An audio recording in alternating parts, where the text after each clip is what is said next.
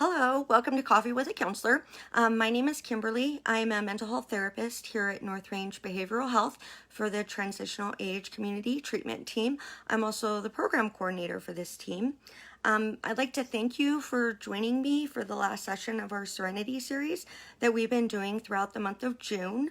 I so hope that anyone who's been watching these videos has taken something positive or learned some type of new positive activity that they can try and incorporate in their lives.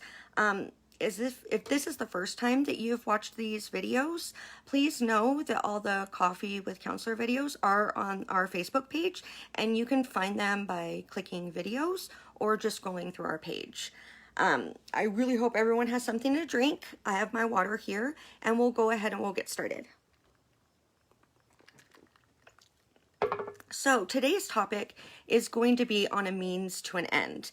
And I think we really are a society that tends to focus on outcomes. We really don't tend to kind of revel in the moments of simplistic or even not so simplistic activities. I think we really are kind of get her done type people. And we also can kind of live on autopilot sometimes.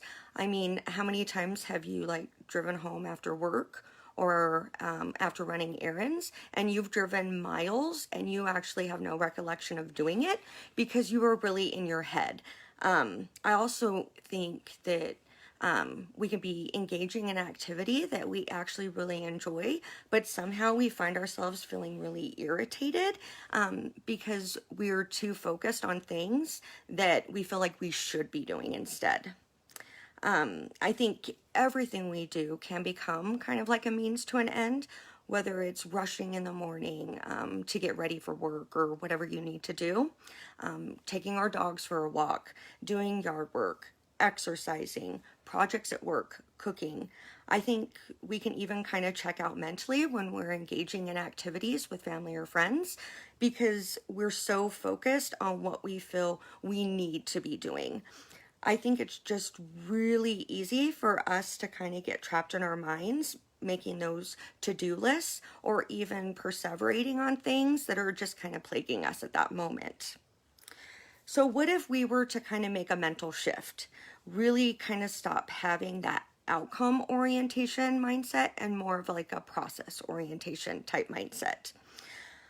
I think really if we just stop focusing on the end outcome of whatever we are doing and like the process of actually doing it, just really be there in the moment of whatever we are doing. I think when we really solely focus on the outcome, it can really kind of get us into this forward or future type of thinking. And this can really lead to an anxious type of mindset. You can think of anxiety really being focused on the future and depression or a depressed type mindset being really focused on the past. And so when we're completely focused on the outcome of the things that we are doing daily, it can really train our brain into kind of making this future oriented type thinking into a habit. Last week, I really discussed how, or the importance of our habits and our thinking, how it can really affect our neuroplasticity. And we really do not want to be reinforcing these unhelpful ways of thinking and reinforce these neural pathways. We just don't want to be reinforcing that anxious mindset of future thinking. Also, we can really get trapped into a state of this outcome-only mentality. We can really miss out on experiencing some really simplistic moments of joy. Some examples of this outcome-oriented mindset that I'm talking about would be like only focusing on getting that promotion, straight A's, the house has to be clean, getting whatever you are doing presently finished just so you can move on to the next task. There are so many more examples that we all probably could think of, but learning how to shift our focus to the task at hand can really change our mentality from this outcome orientation to more of that process orientation. really, I want you to keep in mind, I'm not saying that we don't make goals and try and strive for those goals. I'm just saying we don't focus solely on the outcome of the goal, but the actual process of working towards that goal as well. So why should we do this? Well, I want you to try and think of a time where you really enjoyed doing something. Just savored the steps or the moments without concern of the outcome. And when you think of that, how does it make you feel? Now I want you to think of like a recent goal that you have reached. Do you remember enjoying the steps? Did you try and just rush through it just to get it done? What are your feelings associated with that? I ask this because when people recall enjoying an activity where they were really present and savored the moments, good feelings tend to arise. But when you ask about a recent goal, some, not all people, tend to really focus on the outcome of the goal, and they might say that they felt really stressed or overwhelmed while working towards the goal, and they were just happy that it was done. However, like most techniques that I've been going over during the Serenity series, it is really about getting in the moment. It's about trying to kind of rewire our brains to create those more helpful pathways where we're not stuck in this anxious, forward thinking type mindset. This can really help us enjoy the journey and not just the outcome.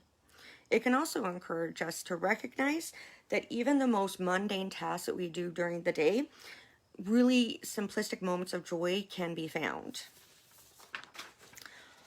I also think this can also help us recognize that the journey is actually sometimes much more important than the finish line. It can really help us learn patience, joy and simplicity, being present, and it can even reduce anxiety, which is really just going to have a positive effect on our mental and physical health. So how can we do this? Well, we've all heard the phrase stop and smell the roses, but how often do we actually take these simple moments in life? So we can try and do this by cultivating happiness in some mundane activities that we do every life or in everyday life. Also, this is really trying to help our brain become more positive thinking. So this doesn't mean we're going to start doing the dishes and be singing a happy tune because we're so excited to be doing it. It just means that we don't really focus on the outcome. We are just present in the moment because we're really trying to get out of our heads. So when you're trying to do this for the first time, I really encourage people to just kind of hit the pause button and take a few really good deep breaths just so you can get out of your mind. For example, if you're getting ready to like fold laundry or do yard work, really try and reflect on something positive about the activity. Like for folding clothes or whatever, just really being thankful that you even have clothes to fold and that you can afford clothes. If you're going to be doing yard work, that be thankful that you have a yard to do work in. You really want to create a space of gratitude. So instead of kind of going towards the task with oh, here we go again, I have to do this again, you're finding a positive space when you're doing the activity. I want you then to really just notice the small things. So like if you're folding clothes, just the feeling of the fabric, the smell of it being nice and clean. If you're working, the smell of grass, the air, the warmth of the sun on your skin. You really want to just try and pay attention to those little things you just did not notice before because you were just really focused on just getting it done. Some other examples of things that you can do would be really focusing on those small steps that it takes to complete a task at work. Feeling the sensation of your muscles aching while you're exercising, just really being present.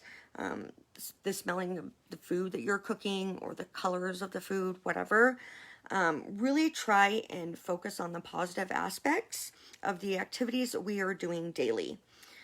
I do think when you're first trying to do this, it was really important that we do have to kind of create a space and ground ourselves and then really focus on something that we're grateful for in whatever activity we're engaging in.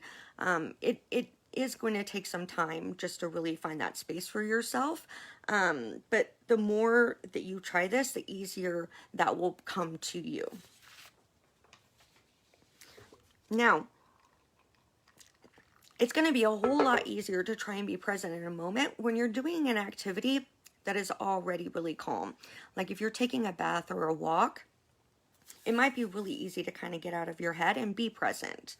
However, really trying to get out of your minds and be present throughout the day and focus on whatever task you're completing, it really helps us to get out of our head and get away from all the clutter that we can really easily get trapped into, and that pattern of that forward or future type thinking mentality. I even think whenever we're engaging in an activity or a task that is stressful or that we just want to get done, we can just acknowledge that's how we're feeling at that moment, and that's okay, and then just go back to the task and focus on it. I really feel like even the most ordinary things that we do in life can really be extraordinary when we truly pay attention to what we are doing. I think so many things in our lives, we have just made it a means to an end. However, when we look back, there really are some beautiful and great moments in some very simple activities when we just are present in that moment.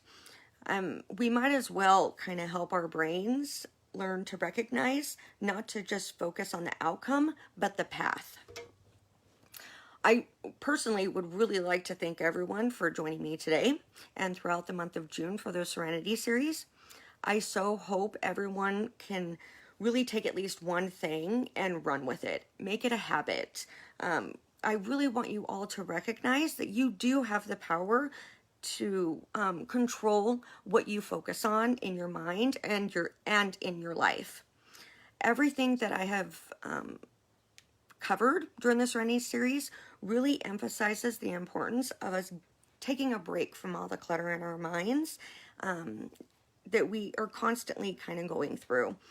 Also learning how to create those helpful neural pathways in our brain and break out of some unhelpful habits that a lot of us can make. Also understanding the importance of just being present in the moment. And most importantly, the importance of taking care of ourselves, especially now.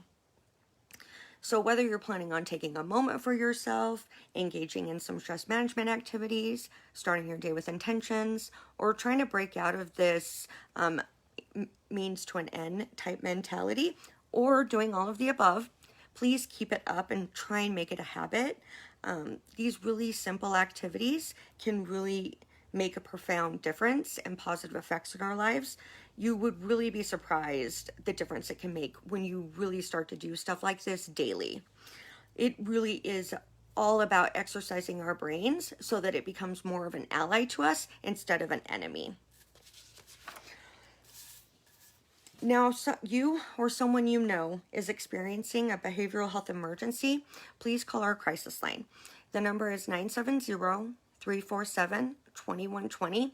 You can also walk into our crisis center at 928 12th Street in Greeley, Colorado.